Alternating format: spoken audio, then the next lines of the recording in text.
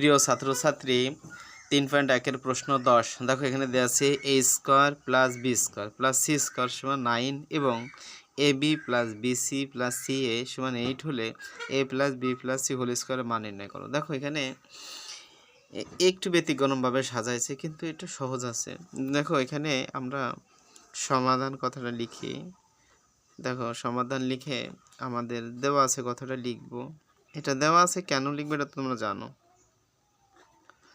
দেওয়া আছে সমান আমরা লিখতে পারি a square plus b square plus c square সমান কত বলো 9 এবং আছে আমরা ab plus bc plus ca একটার সাথে একটা মানে অঙ্গাঙ্গিভাবে জড়িত আছে, বিশেষ করে দুইটা অঙ্গ সাধারণত জড়িত থাকে। এটা একটু তোমরা মনোযোগ সহকারে দেখবা। দেখো আমরা এখানে প্রদত্ত রাশি লিখব। প্রদত্ত রাশি, দেখো এই প্রদত্ত রাশির তা আমরা যে কাজটা দিয়েছে এখানে a plus B plus C whole square এই সূত্রটা দিয়েছে। দেখো এই সূত্রটা কিন্তু আমরা সবাই কম বেশি জানি। আমি এটা আমার খেয়াল আসতেছে না আমি দিছি কিনা। যাই হোক এখানে আমরা এই যে প্রথম যে কাজটা রয়েছে এই প্রথম কাজটা একবারে লিখে নেব a square plus B square plus C square, এই যে শেষ। দেওয়ার পরে এইটুকু কাজ শেষ। এবার সূত্রের প্লাস সূত্রের 2 এ দেখো এখানে চাইছি এ বি, আমরা A B plus BC plus C এই জিনিসগুলো একটু মনে রাখতে হবে। এই হলো তোমার অঙ্ক সূত্র। এটা যদি তুমি মনে রাখতে পারো তাই তুমি সাকসেস। দেখো এইটুকু সমান আমাদের কত আছে, আছে হলো 9 আছে, কি বলো 9। এইটুকু সমান যদি আমাদের 9 থাকে আমাদের একটা সহজভাবে আমরা কাজটা করে ফেলতে পারবো।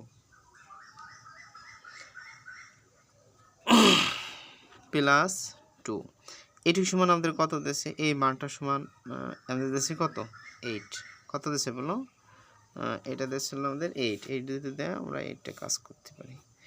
তাহলে 8 দুগুণে কত বলো 16, এখানে 8 দুগুণে 16, এখানে তোমাদের 8 দুগুণে 16 হয়, তোমাদের রেজাল্টটা কত আসে দেখো এই 16 আর হলো 9, 9 6 15 5 হাতে কত থাকে 1, 1 আর 1 কত 2, তাহলে আসছে বলো 25।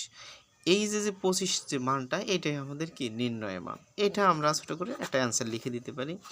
আর এখানে আমরা নিতে পারি নির্ণয় মান, নির্ণয় মান কত বলো 25, এটা অ্যান্সার হিসেবে দিতে পারি। দেখো এই যে কাজটা করে দিলাম, দেখো এই কাজটা কত সহজ। এখন তুমি যদি আবার কঠিন, কীরকম কঠিন, যদি কোনো ছেলে মেয়ে না পারে, যদি কোনো ছেলে মেয়ে না পারে আর যদি তার মাথার ভিতরে সূত্র না থাকে তাহলে এ কখনোই করা সম্ভব না। দেখো হেজিটেশন ফিল করা যাবে না। অঙ্ক প্রশ্ন যখন পড়বা তখন তোমাদের প্রশ্ন পড়ার ভিতরে বুঝতে হবে যে অঙ্ক কী চাইছে।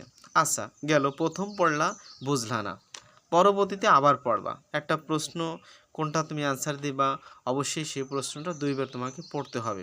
দুইবার যদি তুমি পড়ো তাহলে এই দুইবারের পড়ার ভিতরেই তোমাকে আইডেন্টিফাই করতে হবে যে প্রশ্নটা কী চাইছে।